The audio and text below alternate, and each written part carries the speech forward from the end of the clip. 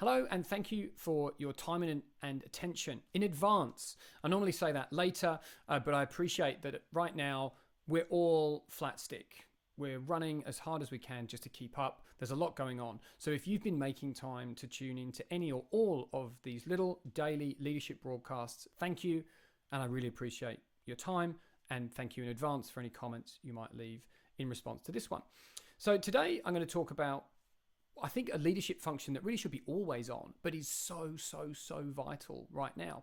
And that is, how do you help your people, your team, your whole organization do their best work? Now, this is a tricky subject because clearly it's very universally individual, right? And no, that's not an oxymoron.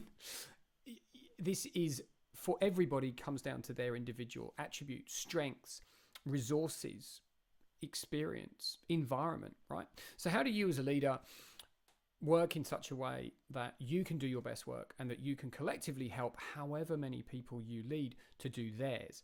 And as I tend to do with the spread of clips, I'm going to briefly introduce this topic today, and then I'm going to talk about what our clients are doing either with or without our advice and what I'm seeing work, and then what we're doing at 4i, before I talk a little bit about the research here, and then I'll give a thought for the week at the end of the week.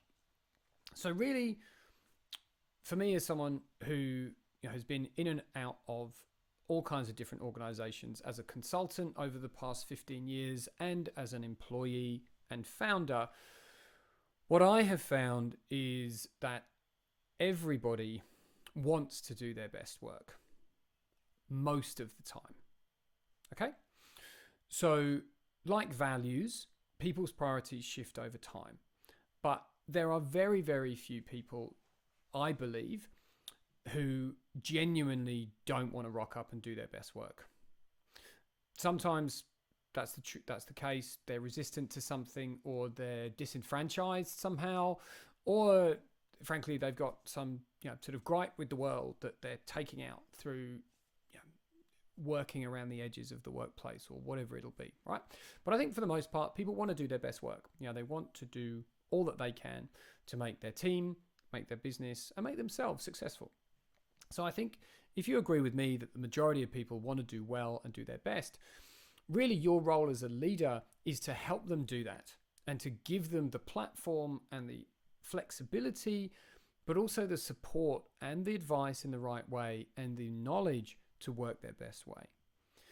So really, there's a couple of things that you're going to have and a couple of things you're going to have to do in order for your team to do their best work. You're going to have their trust, and you're going to have trust in them. And I think this is the big shift that we're seeing at the moment with the really dramatic expansion in virtual work because of COVID, is that trust all of a sudden there in workplaces where it never was before, because leaders who have an orientation towards command and control can't to the same extent. What is happening is people are shifting much more towards the outcome, and they're managing to and by outcomes. That doesn't necessarily mean that they trust their teams, but they are trusting them to navigate to the destination themselves rather than dictate every stage of the journey. So trust in your team and their trust in you, that you can steer them. That's the first thing you're going to need to have.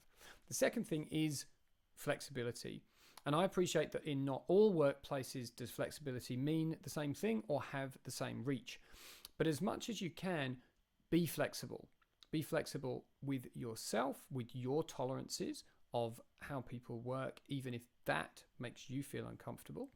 But also be as flexible as you can with the processes and structures that your organization needs to be followed in order for people to work in the way that they need to right now to do their best work. For some, the little ones are going to come running in at any time.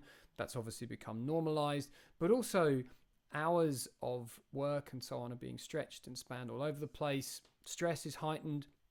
People need time to actively downregulate during the day.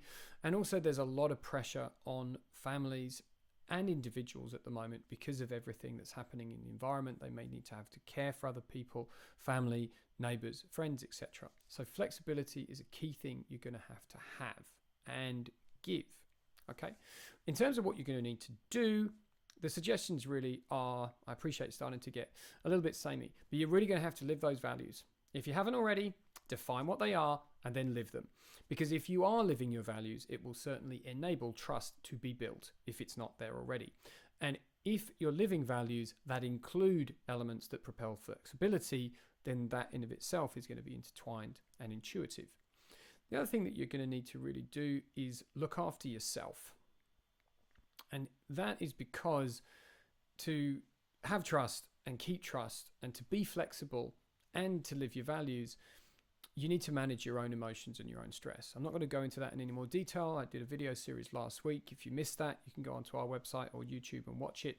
But essentially, everybody right now that I'm speaking to, and I include myself in that, is experiencing a significant emotional overload, which can really reduce the lived values-based behaviors because you become more reactive, or reduce trust because you do something just spontaneously that degrades that trust. If you are highly stressed, you are likely to incur some of those behaviors that you may not want. So that is enough for today. Tomorrow I'm going to talk about what we at 4i have been doing, and then following that, what we see our clients doing and what is working for them. If any of the ideas I've covered today have been of interest, you can find more of these messages at 4ileadership.com/insights, or search Tim Collins on YouTube. And if you like, subscribe to get the daily broadcast in your YouTube feed.